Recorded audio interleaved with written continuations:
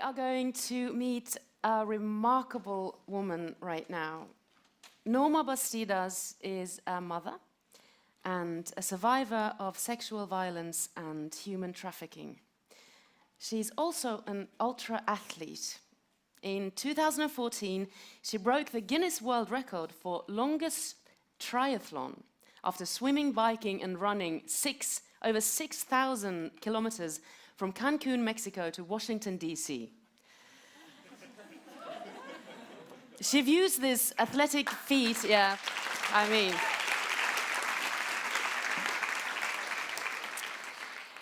she says this is a metaphor for the incredible trials faced every day by the survivors of human trafficking and rape.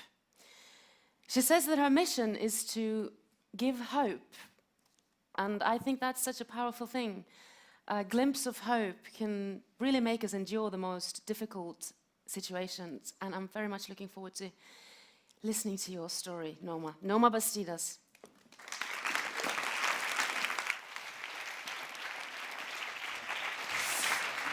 Oh, I don't know if I have the documentary of the trailer, but I don't even know. Do I ever feel like a wild card here? I was just telling my husband that I feel like J.C. Owens. You know, I don't know if you're familiar with his story. He was the first African-American to win gold in the Berlin Olympics.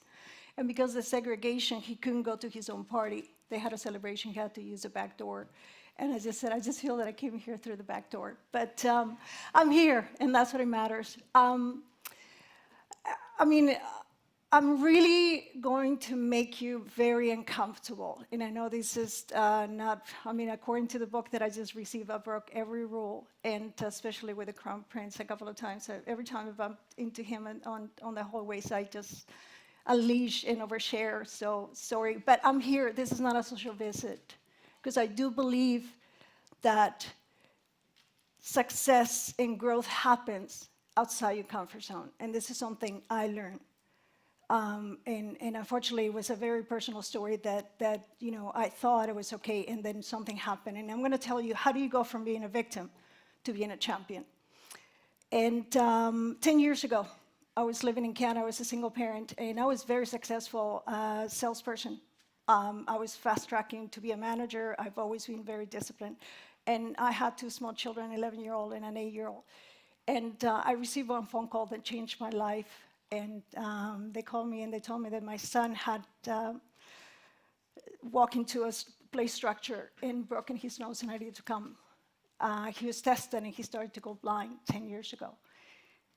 And that changed everything for me, because my past caught up to my present. It became my future very, very quickly.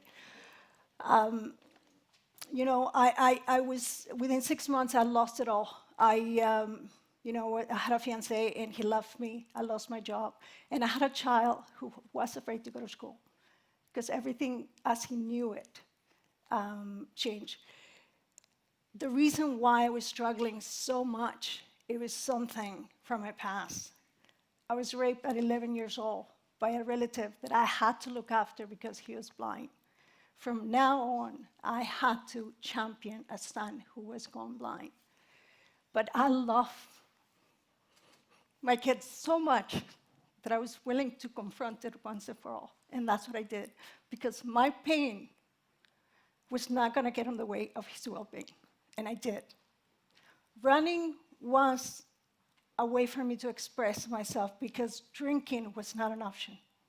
And I'm telling you, at 3 a.m., tequila looked very, very attractive. But I needed to be present for my son. I couldn't be, my mom was a single parent, poor in Mexico. And what happened to me is, because she was so overwhelmed trying to feed us and kid us, that was not going to happen to me, and I had to be present. But I had a hard time. Everything came tumbling. It's like my castle that I had built in Canada was made out of glass, and it shattered like that. So little by little, I just started to,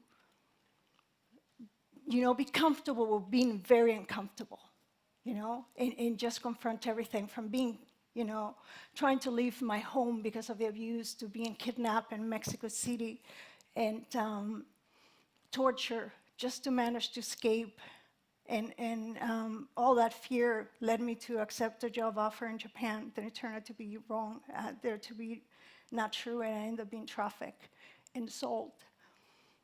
And I mean, I'm going to tell you, there's Liam Neeson in all those movies.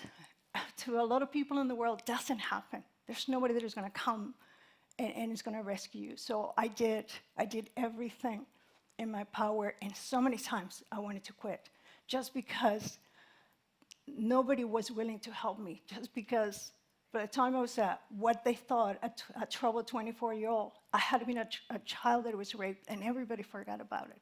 But I did. I stick to it, and I continue to find a way out. Because of all this that was happening, and sometimes the stress was so much, and my son was doing so well, but I was still, had all these emotions. I was sometimes running twice a day. Within 6 months, I qualified for Boston on a dare on a friend.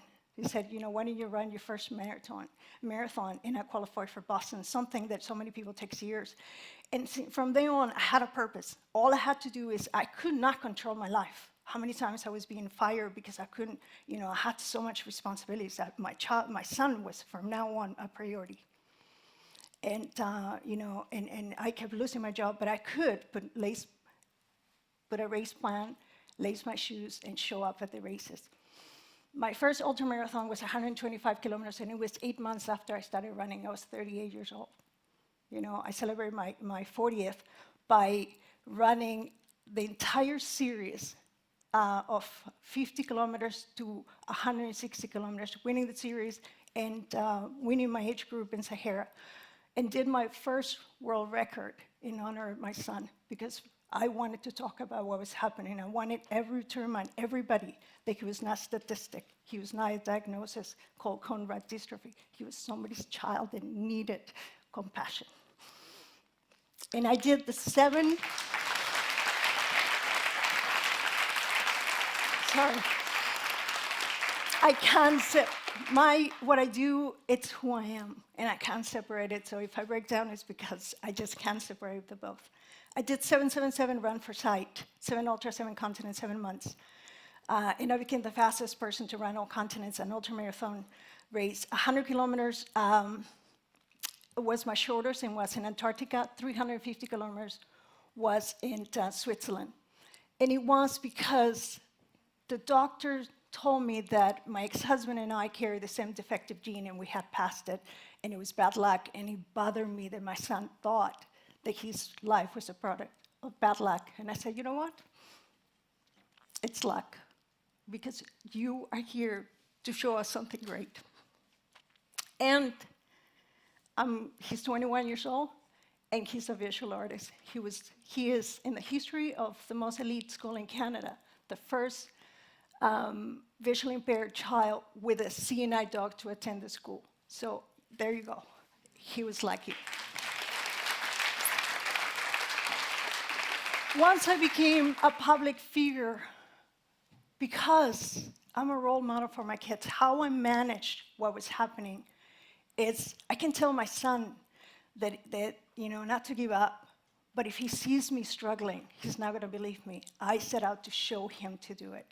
So everything I did, I was very mindful. And that caught the attention of a documentary done by Julia Roberts and Oprah Winfrey, and they pair me with Hillary Clinton and Christina Mapour, and it's called Extraordinary Mothers. And they showcase my family, and that sent me into a platform of being a public figure, and I take that very, very seriously. And that was the first time that I spoke publicly about surviving rape and human trafficking. And it was because I was giving awards for doing something that any mother would have done, which is care for her child. And world records are difficult, but you get a medal and you're celebrated. And what bothered me so much is that I had been shamed for so long for the same traits that I was showing now, which is showing resiliency and not giving up. And I thought, you cannot separate me. If you're gonna celebrate me, you gotta celebrate every single part of me. That's how Be Relentless was born, and I set out to do a world record to raise awareness about human trafficking. And it was so difficult, and so many people didn't want to do it. At one point, so many people didn't know, and I think that was my best success, and my struggles were personal. There was nobody's business, but nobody knew. And it was in one of the meetings that a lot of people started to come and said, hey, we want to team up, and I said it has to be about human trafficking, and somebody said, I don't want to be part of those women. And I was so angry, and I said, I am one of those women, and I was so determined to do something worthy. I came across the world record, and it was so frightening. And I think to break something, first it's broken here. Once I broke the record here, everything else was just like, okay, what do I need to do? And just, you go do it.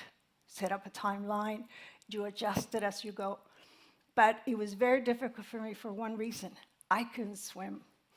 And the record was 42 kilometers swimming. And that seemed impossible. And I don't know how many times I quit. And I thought, it's ocean, it's swimming.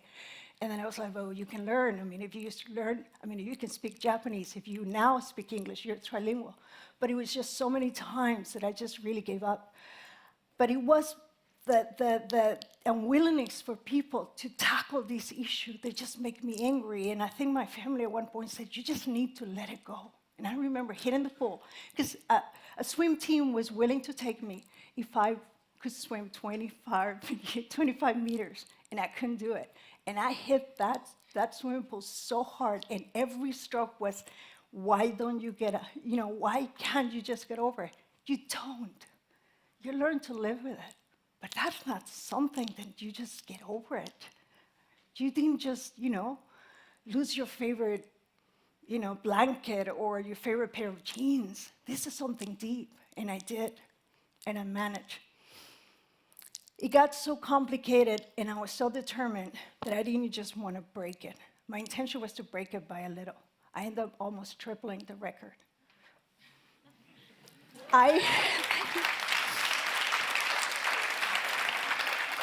I went to a human trafficking shelter in Mexico, and in honor of them, I dedicated the record. I said, I wanted them. I have more children now. I have 2 that I gave birth, but I don't speak on these forums very often, but I do go to many shelters, and I tell my story, because they're used to promises being broken. They're used to people telling them that it's going to get better, but they believe me. And when I told them that I was going to break it, I was not going to, that I was going to break that. And I represent them. I am one of them. I'm their mentor. I'm their mother. So I said, I will, and I'm going to shatter that, because I wanted them to, to reach higher, because we expect so little from them. We think that if they just don't cry at night, or maybe a hair salon, and that's okay if that's their passion. But I want them to believe they want more. They can be absolutely anything they want. And that's why I represent. So I did. So at the end, I ended up swimming 193 kilometers, cycling 4,300. Guinness, once I said, I'm going all the way to Washington because I want the United States and Mexico to really, really talk about this issue. And the documentary was, following the human trafficking smuggling route from Cancun to connect with the Caribbean, Central America, South America, Mexico, all the way to the US. And when they gave me the numbers, I almost fainted. I was like, wow, because it's 3%, there's the formula of the Olympics triathlon. But I was just so determined that I didn't even want to. All I had to do was to focus on what I had to do at the moment. Every day, I just had to swim 16 kilometers a day, I didn't want to just like, woohoo, like 100 more to go. It was just simply focus on that one after another. Survivors from all over the country started to come, and they're the ones that gave the whistle. They're the ones that witnessed the record. That same thing with the bicycle. It just simply was dangerous. It was arduous. But that's pain. Pain is manageable. especially when it has a meaning. And I'm giving my body a different story to tell. I am opening new pathways because I have been attacked so many times, and I should be dead so many times, that I suffer from severe pain, from headaches, from being used as a punching bag so many times, to a broken hand that I can barely use. My jaw that it has to be fixed again in a few months, I think. But I'm giving my body a different kind of pain. I'm opening new pathways that I said, hey, this is so painful, but it's because it's something I have chosen. My body was so many times used without my consent that now I tell my body what to do. And I give it to who I want it. And I do whatever. And that's what I'm trying to, I'm recreating all that childhood I never had. So that's the reason why I do it, and it gives me a lot of pleasure. So I did. I broke the Guinness World Record. And the girls were there to run the last 2 miles with me. And I'm telling you, it was difficult, but seeing them at the finish line and being able to keep the promise, I would have done it. I would have turned around and do it backwards. And all I want to, leave you with, just because I'm starting to feel uncomfortable, it's overwhelming. I wish I had found, that I had these in me, because honestly, I had these potential all the time, but I never believed it. I always believed the limits that people put on me, which is, don't run because it's, you're born a runner, or you're born athletic, or it's bad for your knees. All that stuff that I believed for so long that I never gave myself an opportunity to do, just because I believed. Limits it only means that nobody has done it, and that's even motivation. My biggest fear is living an ordinary life. My life was about nightmares for so long, and now it's about dreams, and I just absolutely love it. And I'm sure there's quite a few wild cards here. I just wanted to let you know that the back door is open, so we're all welcome. Thank you.